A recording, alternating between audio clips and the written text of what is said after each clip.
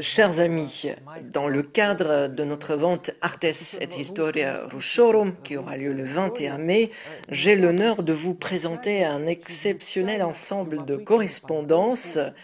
8 lettres, adressées par le grand-duc Constantin Nikolaïevitch de Russie, deuxième fils de l'empereur Nicolas Ier, un personnage très important avec un vrai panache d'ailleurs, grand amiral de la flotte impériale, chef du département de la marine impériale russe et président du Conseil d'Empire,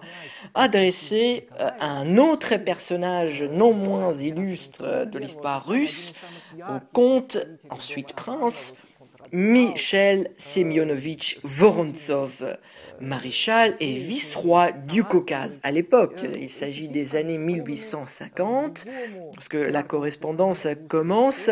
lorsque Constantin Nikolaïevitch entreprend le grand projet de réforme du statut de la marine impériale que lui a confié son père. Et les lettres jettent une lumière nouvelle sur les rapports entre le tout jeune fils de l'empereur et le grand dignitaire russe, 2 fois plus âgé que lui, qui s'était déjà illustré au cours des guerres napoléoniennes et dans les années 1820, quand il était gouverneur d'Odessa. Et d'ailleurs, Alexandre Pouchkine, tout jeune Alexandre Pouchkine à l'époque, dans les années 20, l'avait rencontré à Odessa, parce qu'il était amoureux de sa femme. Et d'ailleurs, il a écrit des lettres, des vers fort méchants et injustes d'ailleurs à l'égard du comte Vorontsov, qui était un gouverneur éclairé, qui a fait beaucoup pour embellir cette ville d'Odessa, cette magnifique ville sur le bord de la mer Noire, et en fait donc qui a fait beaucoup aussi au cours de sa carrière pour la Russie. Mais à l'époque déjà, donc il est nommé vice-roi du Caucase, en pleine guerre de la conquête du Caucase, une guerre très difficile, donc une tâche très ardue qui lui a été confiée par le tsar Nicolas Ier, et dont il s'est acquitté, il faut le dire, avec brio. Malgré toutes les difficultés qui se sont hérissées contre lui, parce que la résistance des montagnards était farouche, Michel Vorontsov, à la fin de sa carrière, l'a emporté. Mais donc, pour revenir à notre correspondance, elle s'interrompt avec le début de la guerre de Crimée. Le grand-duc Constantin est alors appelé à Saint-Pétersbourg, mais la toute dernière lettre fut reçue par Vorontsov juste après la guerre, le 10 mars 1856, juste quelques jours avant qu'il ne quitte le Caucase et le service du tsar en raison de ses nombreuses blessures et infirmités.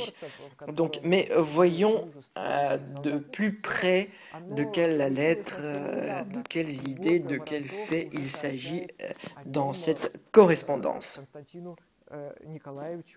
Prenons par exemple la lettre datée du 18 février 1850, dans laquelle le grand-duc Constantin remercie Vorontsov de lui avoir envoyé la description de la défense du fort Akhta contre les montagnards caucasiens par l'armée russe. Une autre lettre, datée du 1er octobre 1851, envoyée de Pavlovsk d'ailleurs,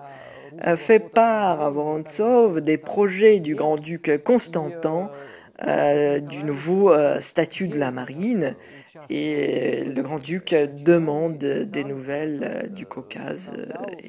à Vorontsov. Donc on voit bien que le tout jeune grand-duc, effectivement, s'occupe de la réforme du statut de la marine. Dans une autre lettre, de nouveau, on voit déjà le grand-duc à Venise. Et qu'est-ce qu'il fait à Venise? Dans une lettre envoyée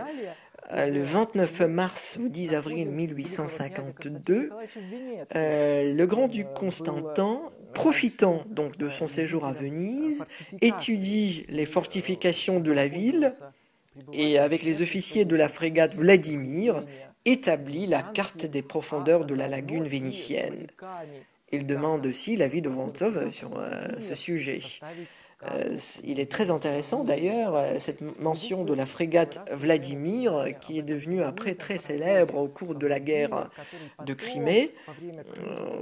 grâce à son duel, si vous voulez, avec un bateau de guerre turc, un duel qui était victorieux pour la frégate russe. Une autre lettre de nouveau, une autre lettre envoyée de Venise par le grand-duc Constantin le 8 mars 1852 fait part de la vive émotion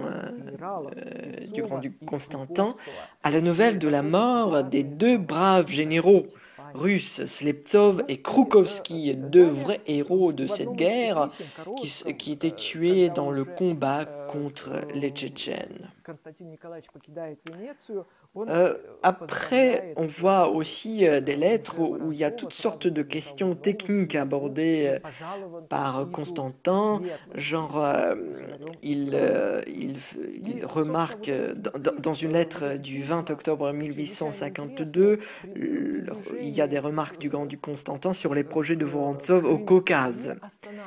Et il demande d'ailleurs, et c'est très intéressant, il demande entre autres si la flotte des Cosaques de l'Azov était suffisante. Pourquoi c'est intéressant? Parce que dans une autre lettre,